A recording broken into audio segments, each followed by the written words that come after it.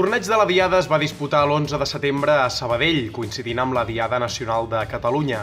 Dins del marc de campionats i activitats que s'organitzaven dins de l'Obert Internacional de Sabadell, el torneig de la Diada és un campionat d'escacs actius que ja s'ha guanyat la condició de clàssic dins dels escacs catalans.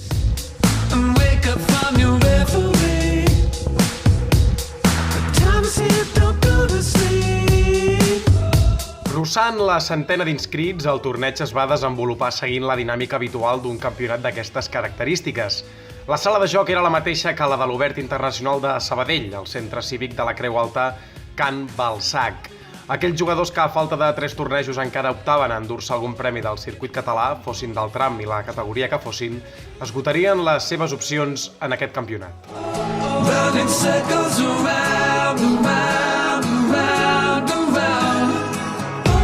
A priori, els grans mestres Álvaro Alonso, Miguel Muñoz, Levan Aroshitse i Cristian Cruz eren els principals favorits a endur-se el torneig, encara que ja se sap, en campionats de ritme ràpid les possibilitats que es produeixin sorpreses i canvis de guió són majors. Els mestres internacionals Rolando Alarcón, Andrés Felipe Gallego i Jonathan Cruz, entre d'altres, de ben segur que també intentarien alçar-se amb la victòria.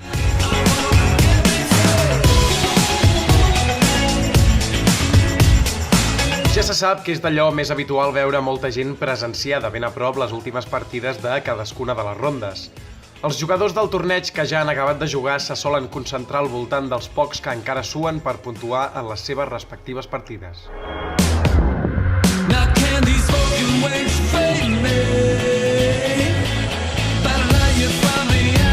Finalment, el guanyador del torneig va ser el mestre internacional Filemón Cruz, jugador que partia com a número 15 en el rànquing inicial. El peruà va sumar 7 punts i mig en 9 partides, tan sols perdent en una sola ronda. Cal destacar que va guanyar les 6 primeres partides del campionat i des d'un bon inici es va posicionar com a candidat a guanyar el campionat. Amb els mateixos punts, però en segona posició, trobem el gran mestre Álvaro Alonso, qui únicament va perdre amb el campió. Per acabar, el gran mestre Leandro Crissa, l'únic de tot el torneig que va aconseguir guanyar el campió, va completar el podi. De fet, Crissa va arribar com a líder a la darrera ronda, però la derrota contra Álvaro Alonso va provocar que no es pogués adjudicar el campionat. Els dos grans mestres van arribar al següent final de torres, on el català, qui duia les peces blanques, té un peó de més d'avantatge.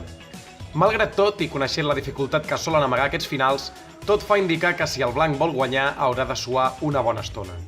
Però la jugada que fa Crissa no és bona. L'argentí juga torre C2 escac i permet que el rei blanc s'activi en qüestió de poques jugades.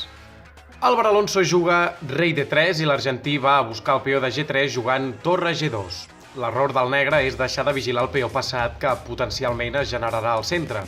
És per això que la jugada del gran mestre català en aquesta posició és torre F8, controlant tota la columna F i evitant que el rei negre pugui passar. L'argentí captura el peó de G3 i Alonso juga ara sí D5, obtenint un avantatge decisiu per endur-se la partida. A la desesperada, Crissa juga torre F3, oferint el canvi de torres que deixaria el seu peó encara més passat, però tot i així la maniobra és inútil. El blanc veu que canviant torres ja guanya immediatament. Torre per F3, G per F3 i l'argentí abandona després de D per E6. El rei és incapaç d'aturar la coronació del peó D6. La partida acaba en aquesta posició tan curiosa, amb uns peons triplicats a la columna E. La classificació general del circuit català després de l'actiu de la Diada queda pràcticament intacta respecte a l'últim campionat. El gran mestre Gadir Guseinov és el líder de forma destacada amb 275 punts, seguit del gran mestre José Eduardo Martínez Alcántara, amb 226. La pugna pel tercer lloc sembla que serà més disputada. El gran mestre Miguel Muñoz manté la tercera posició amb 196 punts, però seria un error badar, ja que Álvaro Alonso i Luis Lázaro Agüero estan d'allò més a prop.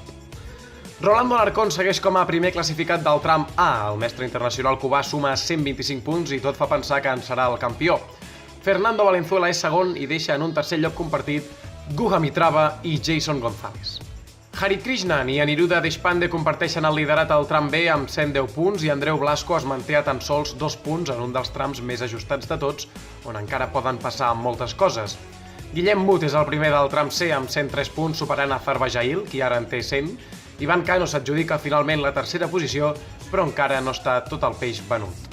Ricard Nadal segueix liderant el tram D assolint uns meritoris 110 punts, Carlos Vargas és segon amb 92 i Antonio Madrid completaria el podi amb 88. Ethan Lowe segueix com a líder en solitari del tram E, superant per 2 punts Van Salishan, qui és segon, i segueix l'empat de 4 jugadors entre la tercera i la sisena plaça a l'espera que algun d'ells desfaci l'empat en els campionats que resten. Pensal Regaf segueix com a líder amb 100 punts al tram F, Ainhoa Casares és segon amb 90 i en Jules Saxena, també amb 90 punts, és el tercer classificat. Per últim, en la classificació de millors jugadors catalans del circuit, Miguel Muñoz segueix com a primer classificat amb 196 punts. Álvaro Alonso és segon amb 180 i Marc Narciso en suma 125. Ara és el mestre internacional Carles Díaz Camallonga qui ha irromput entre els primers classificats, posicionant-se en cinquena posició amb 99 punts.